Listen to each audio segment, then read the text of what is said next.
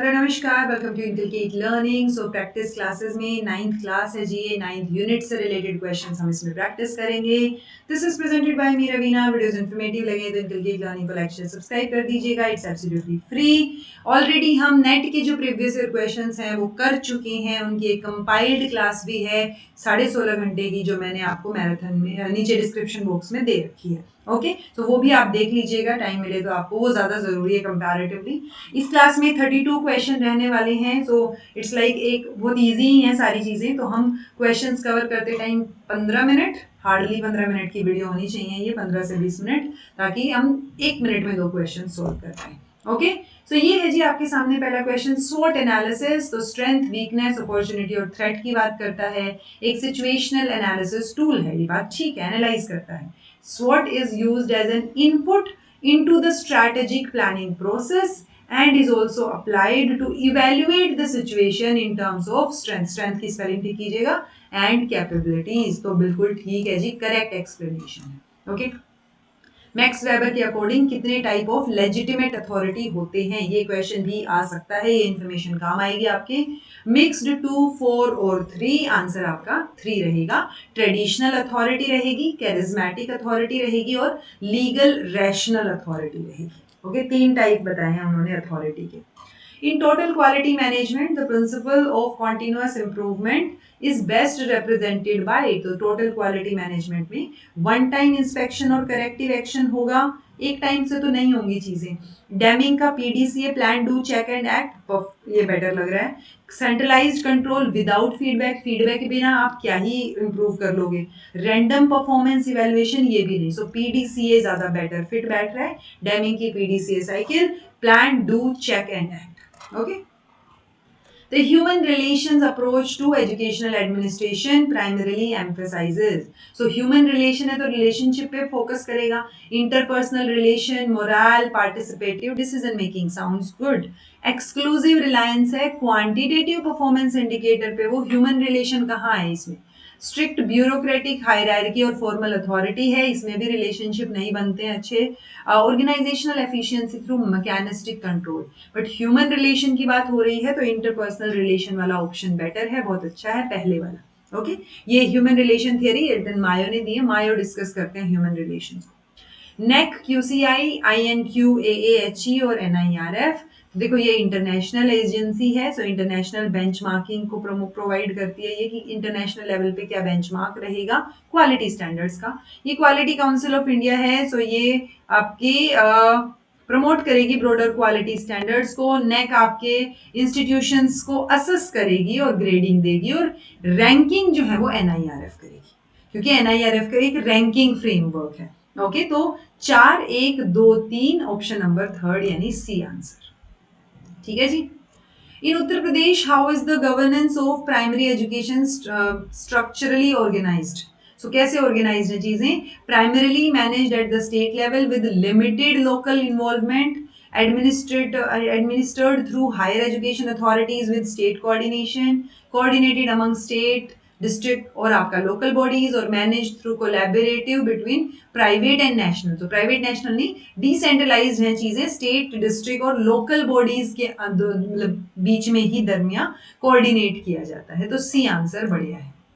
Which feature differentiates open schooling from general distance schooling education। तो ये schooling है जी, ये ओपन स्कूलिंग है, जैसे नेशनल लेवल पे NIOS है, ठीक है। ये डिस्टेंस है, डिस्टेंस प्रोग्राम, तो फ्लेक्सिबल एंट्री है, पेस है और असेसमेंट है विद रिकग्निशन, ठीक है। सो ओपन स्कूलिंग को डिफरेंट क्या बनाता है।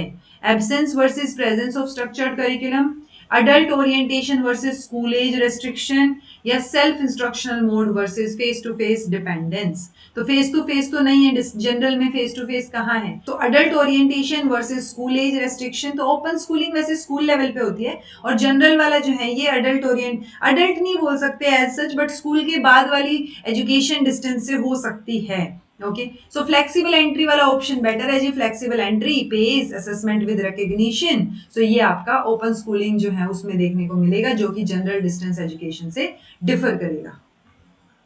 देन है student unrest in higher education institutions is most likely to intensify when there is, तो स्टूडेंट अनरेस्ट कब बढ़ेगा, जब स्टूडेंट्स को जो चाहिए वो नहीं मिलता।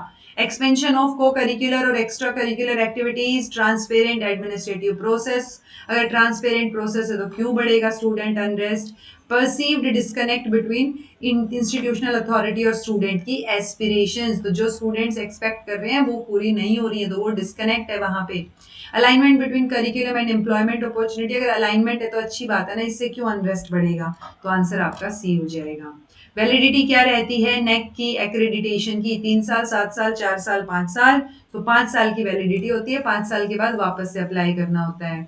Dash is designed as the nodal point all matters connected with quality council of India. Quality council of India जो है वो किस मिनिस्ट्री के अंडर आती है, ministry of commerce and industry, government of India, ठीक है। सो कॉमर्स एंड इंडस्ट्री के अंडर आती है और वही एक नोडल पॉइंट है जितने भी मैटर्स क्यूसीआई से रिलेटेड है, okay.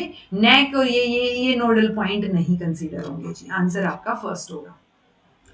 Which among the following is not a criteria for quality assessment followed by NEC? तो कौन सा नहीं है, 7 क्राइटेरिया देते हैं ये नेक वाले। सो टीचिंग, लर्निंग और इवेल्युएशन है उसमें, टीचर की रिक्रूटमेंट नहीं है, इंफ्रास्ट्रक्चर, लर्निंग रिसोर्सेज है, रिसर्च, इनोवेशन, एक्सटेंशन भी है। सो आंसर आपका रिक्रूटमेंट ऑफ टीचर्स हो जाएगा, ओके।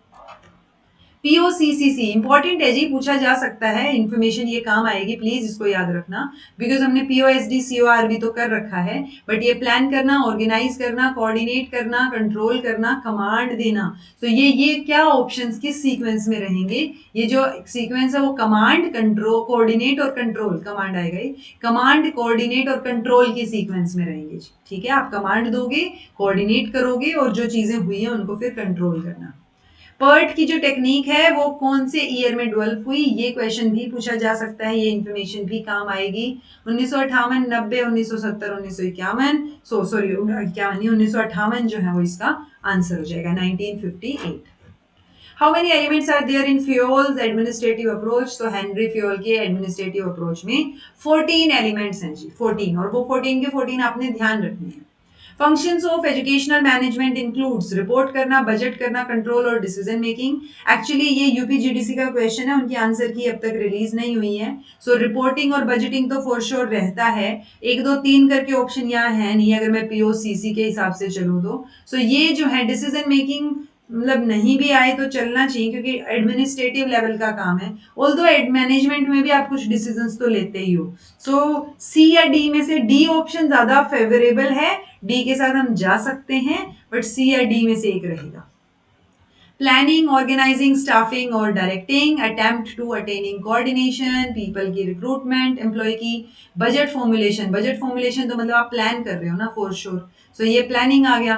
ऑर्गेनाइज कर रहे हो यानी सही लोगों को टास्क असाइन कर रहे हो, स्टाफ में आप रिक्रूट कर रहे हो, और डायरेक्टिंग में क्या बच गया, आप अटेम्प्ट कर रहे हो कोऑर्डिनेट करने का। So 3 4 2 1 option number third C.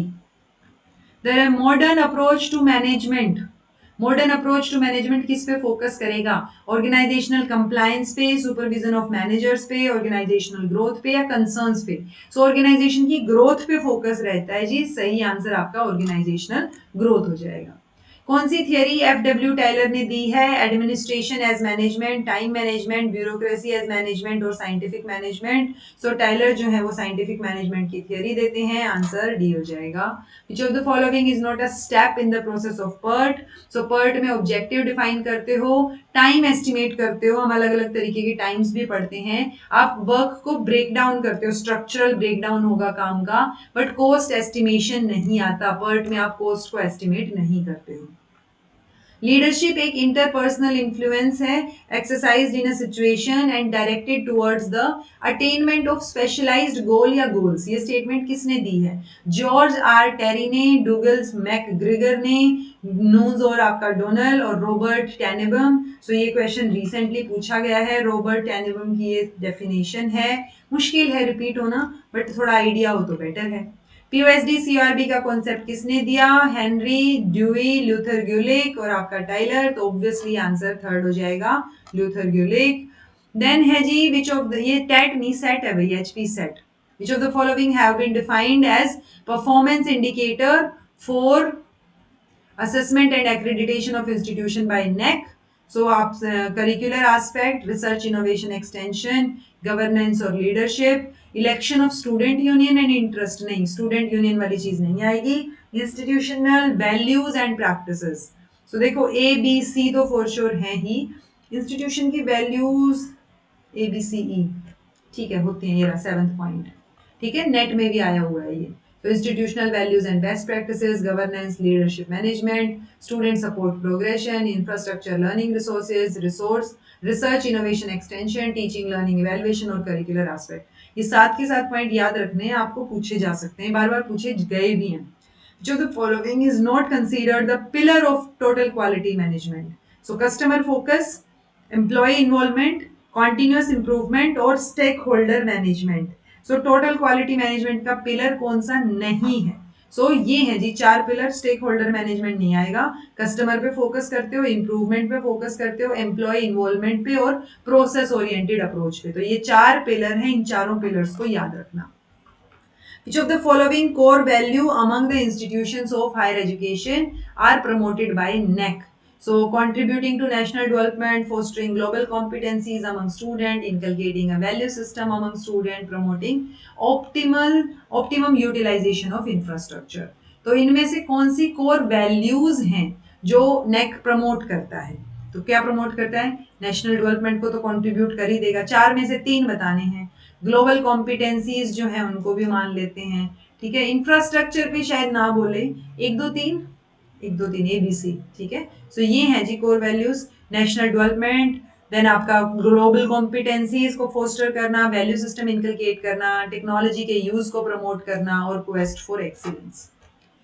What is the basis of PERT analysis? Optimistic time, pessimistic period of time, rate, the date that is most likely, all options mentioned above. तो answer all options mentioned above, क्योंकि ये सारी चीजें PERT analysis में होती हैं, ठीक है. आप टाइम मेजर करते हो अलग अलग तरीके के.